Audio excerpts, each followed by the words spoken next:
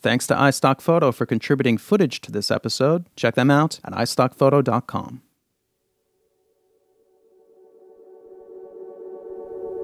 The genes in our bodies can be traced back over 3.5 billion years to a single organism, Luca, the last universal common ancestor.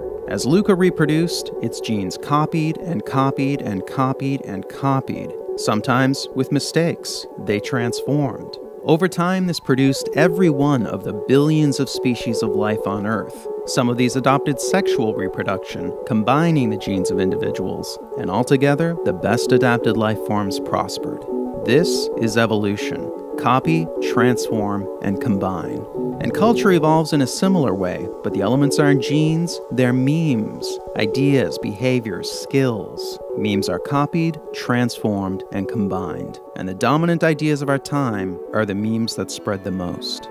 This is social evolution. Copy, transform, and combine. It's who we are, it's how we live, and of course, it's how we create. Our new ideas evolve from the old ones. But our system of law doesn't acknowledge the derivative nature of creativity. Instead, ideas are regarded as property, as unique and original lots with distinct boundaries. But ideas aren't so tidy. They're layered, they're interwoven, they're tangled. And when the system conflicts with the reality, the system starts to fail.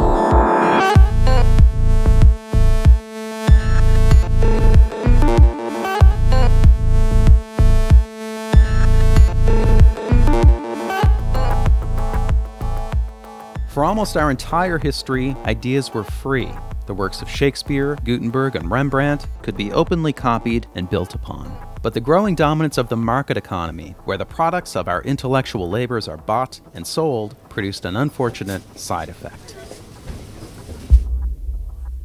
Let's say a guy invents a better light bulb. His price needs to cover not just the manufacturing cost, but also the cost of inventing the thing in the first place. Now let's say a competitor starts manufacturing a competing copy. The competitor doesn't need to cover those development costs, so his version can be cheaper. The bottom line, original creations can't compete with the price of copies. In the United States, the introduction of copyrights and patents was intended to address this imbalance. Copyrights covered media, patents covered inventions. Both aim to encourage the creation and proliferation of new ideas by providing a brief and limited period of exclusivity, a period where no one else could copy your work. This gave creators a window in which to cover their investment and earn a profit. After that, their work entered the public domain, where it could spread far and wide and be freely built upon. And it was this that was the goal, a robust public domain, an affordable body of ideas, products, arts, and entertainment available to all. The core belief was in the common good, what would benefit everyone. But over time, the influence of the market transformed this principle beyond recognition. Influential thinkers proposed that ideas are a form of property, and this conviction would eventually yield a new term, intellectual property. This was a meme that would multiply wildly, thanks in part to a quirk of human psychology known as loss aversion.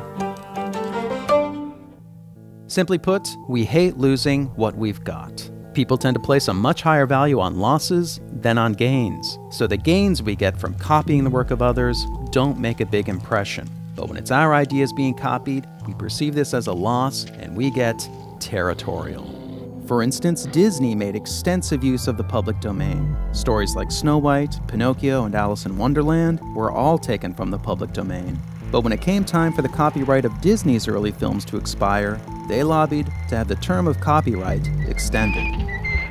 Artist Shepard Fairey has frequently used existing art in his work. This practice came to a head when he was sued by the Associated Press for basing his famous Obama Hope poster on their photo. Nonetheless, when it was his imagery used in a piece by Baxter Orr, Fairey threatened to sue. And lastly, Steve Jobs was sometimes boastful about Apple's history of copying. We have, always been shameless about stealing great ideas. But he harbored deep grudges against those who dared to copy Apple. I'm going to destroy Android because it's a stolen product. I'm willing to go thermonuclear war on this. When we copy, we justify it. When others copy, we vilify it. Most of us have no problem with copying, as long as we're the ones doing it. So with a blind eye toward our own mimicry and propelled by faith in markets and ownership, intellectual property swelled beyond its original scope, with broader interpretations of existing laws, new legislation, new realms of coverage, and alluring rewards. In 1981, George Harrison lost a $1.5 million case for subconsciously copying the doo-wop hit He's So Fine in his ballad, My Sweet Lord.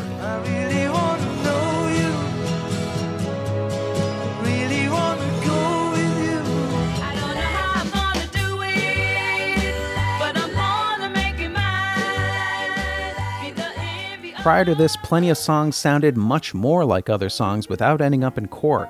Ray Charles created the prototype for soul music when he based I Got a Woman on the gospel song It Must Be Jesus. There's a man, must be Jesus, going around, must be Jesus, taking names, must be Jesus, oh Lord.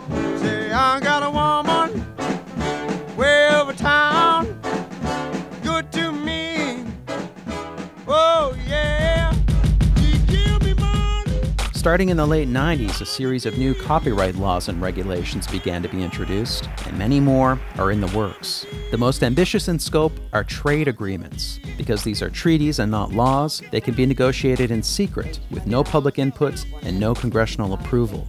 In 2011, ACTA was signed by President Obama, and the Trans-Pacific Partnership Agreement, currently being written in secret, aims to spread even stronger US-style protections around the world. Of course, when the United States itself was a developing economy, it refused to sign treaties and had no protection for foreign creators. Charles Dickens famously complained about America's bustling book piracy market, calling it a horrible thing that scoundrel booksellers should grow rich. Patent coverage made the leap from physical inventions to virtual ones, most notably software. But this is not a natural transition. A patent is a blueprint for how to make an invention. Software patents are more like a loose description of what something would be like if it actually was invented. And software patents are written in the broadest possible language to get the broadest possible protection. The vagueness of these terms can sometimes reach absurd levels. For example, information manufacturing machine, which covers anything computer-like, or material object, which covers pretty much anything. The fuzziness of software patents boundaries has turned the smartphone industry into one giant turf war. 62% of all patent lawsuits are now over software. The estimated wealth lost is $500 billion. The expanding reach of intellectual property has introduced more and more possibilities for opportunistic litigation, suing to make a buck. Two new species evolved whose entire business model is lawsuits: sample trolls and patent trolls. These are corporations that don't actually produce anything. They acquire a library of intellectual property rights, then litigate to earn profits. And because legal defense is hundreds of thousands of dollars in copyright cases and millions in patents, their targets are usually highly motivated to settle out of court. The most famous sample troll is Bridgeport Music, which has filed hundreds of lawsuits. In 2005, they scored an influential court decision over this 2-second sample. That's it. And not only was the sample short, it was virtually unrecognizable.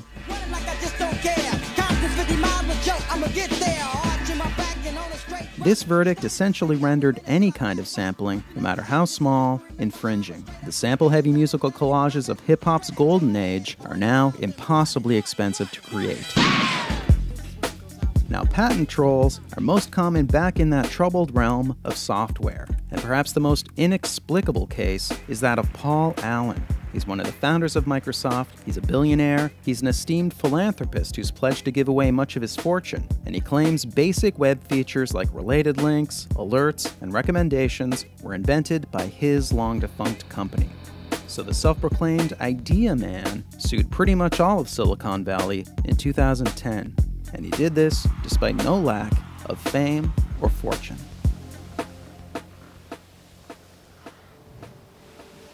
So to recap, the full picture looks like this. We believe that ideas are property, and we're excessively territorial when we feel that property belongs to us.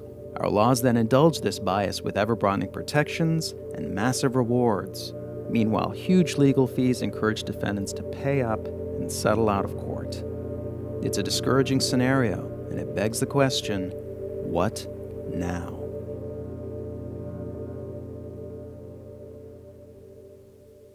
The belief in intellectual property has grown so dominant, it's pushed the original intent of copyrights and patents out of the public consciousness. But that original purpose is still right there in plain sight. The Copyright Act of 1790 is entitled An Act for the Encouragement of Learning. The Patent Act is to promote the progress of useful arts. The exclusive rights these acts introduced were a compromise for a greater purpose. The intent was to better the lives of everyone by incentivizing creativity and producing a rich public domain, a shared pool of knowledge open to all. But exclusive rights themselves came to be considered the point, so they were strengthened and expanded. And the result hasn't been more progress or more learning, it's been more squabbling and more abuse. We live in an age with daunting problems. We need the best ideas possible, we need them now, we need them to spread fast. The common good is a meme that was overwhelmed by intellectual property.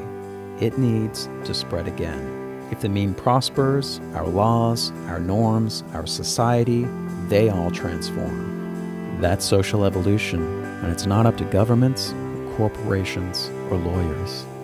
It's up to us.